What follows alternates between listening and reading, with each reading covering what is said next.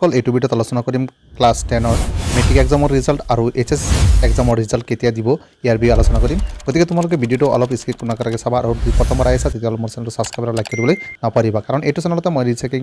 আৰু কম্পাৰ্টমেণ্টেল এক্সামৰ বিষয়ে ইনফৰমেশ্যন দি থাকিম। আমি তোমালোকক দেখুৱাম যেন এইটো হৈছে Assam class 10 result over the years, অৰ্থাৎ এইচএছচি ৰিজাল্ট কোন বছৰত কিমান তাৰিখে দিছিল ইয়াৰ বিষয়ে ইয়াত তোমালোকক দেখুৱাম আৰু তোমালোকৰ সৈতে আলোচনা কৰিম এইবাৰ কিমান তাৰিখে ৰিজাল্টটো দিব কনফাৰ্ম তোমালোকক জনাম। চোৱা ইয়াত চোৱা ৰিজাল্ট ডেট আছে,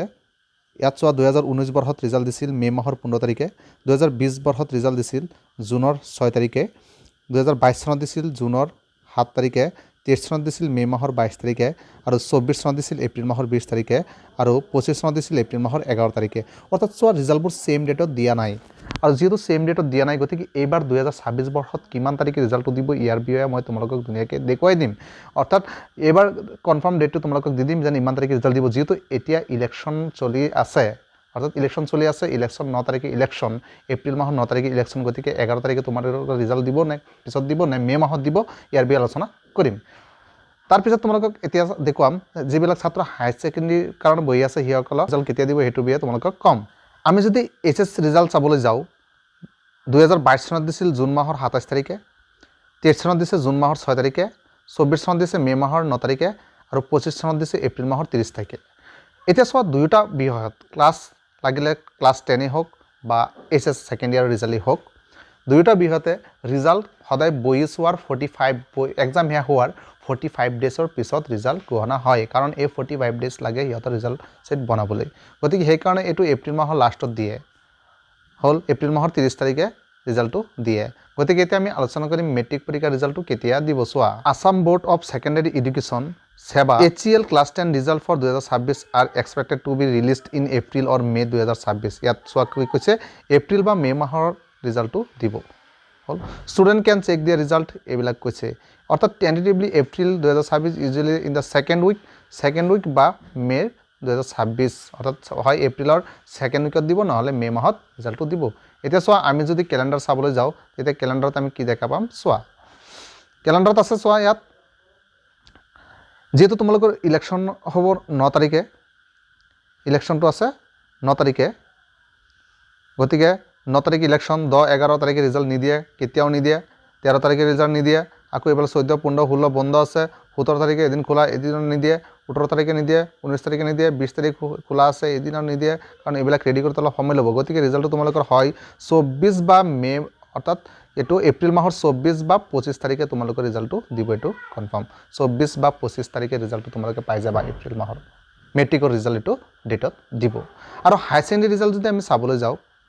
তোমালোকে ভিডিঅ'টো স্কিপ নকৰাকৈ চাই থাকিবা, একেবাৰে শেষত মই তোমালোকক কম্পাৰ্টমেণ্টেল এক্সাম আৰু ৰিচেকিঙৰ বিষয়ে আলোচনা কৰিম, কেনেকৈ কৰিব লাগে কম্পাৰ্টমেণ্টেল এক্সাম, কেনেকৈ ৰিচেকিং কৰিব লাগে ইয়াৰ বিষয়ে আলোচনা কৰিম। চোৱা ইয়াত চোৱা যদি আমি হায়াৰ ছেকেণ্ডেৰী আলোচনা কৰিবলৈ, ইয়াত চোৱা লিখা আছে ৰিজাল্ট ডেট টেণ্টেটিভলি এপ্ৰিল 2030, অৰ্থাৎ এপ্ৰিল মাহৰ 2030ত সম্ভাৱনা দি দিব ৰিজাল্ট, হায়াৰ ছেকেণ্ডেৰী ৰিজাল্টটো এপ্ৰিল মাহৰ 30ত দি দিব। গতিকে আমি যদি কেলেণ্ডাৰ চাওঁ, গতিকে কেলেণ্ডাৰত চোৱা এপ্ৰিল মাহৰ 30 তাৰিখে একো বন্ধ নাই, গতিকে হায়াৰ ছেকেণ্ডেৰী ৰিজাল্টটো এপ্ৰিল মাহৰ 30 বা 29 তাৰিখ এইটো ডেটত দিব, 29 আৰু 30, আৰু মেট্ৰিক ৰিজাল্ট দিব এপ্ৰিল মাহৰ 24 বা 25 তাৰিখে ৰিজাল্টটো দিব। যদি কোনো প্ৰকাৰে 24 আৰু 25 তাৰিখে ৰিজাল্ট নিদিয়ে মেট্ৰিক পৰীক্ষাৰ, তেতিয়াহ'লে মে' মাহৰ ফাৰ্ষ্ট উইকত ৰিজাল্ট ঘোষণা কৰিব। আমি আলোচনা কৰিম ৰিচেকিঙৰ বিষয়ে, HSLC হওক বা HSC হওক, ৰিচেকিং কিয় কৰিব লাগে, যদি কোনোবা ছাবজেক্টত তুমি মাৰ্ক কম পোৱা, তুমি ববাতকৈ মাৰ্ক কম পোৱা, তেতিয়া ৰিচেকিং কৰিব লাগে, আৰু কেনেকৈ কৰিব লাগে মই তোমালোকক দেখুৱাই দিছোঁ। তোমালোকে চেনেলটো কিন্তু ছাবস্ক্ৰাইব কৰিব, যেতিয়া এক্সামৰ ৰিজাল্ট দিব তাৰপিছত কেনেকৈ ৰিচেকিং কৰিব লাগে মই তেতিয়া ভিডিঅ' বনাই তোমালোকক দি থাকিম। চ' ইয়াত ৰিচেকিঙৰ বিষয়ে কৈছে, চোৱা select apply for the rechecking, scan copy of answer script, so' subject আৰু পে ফিজ অনলি। যদি তোমালোকে আনচাৰ স্ক্ৰিপ্ট বিচৰা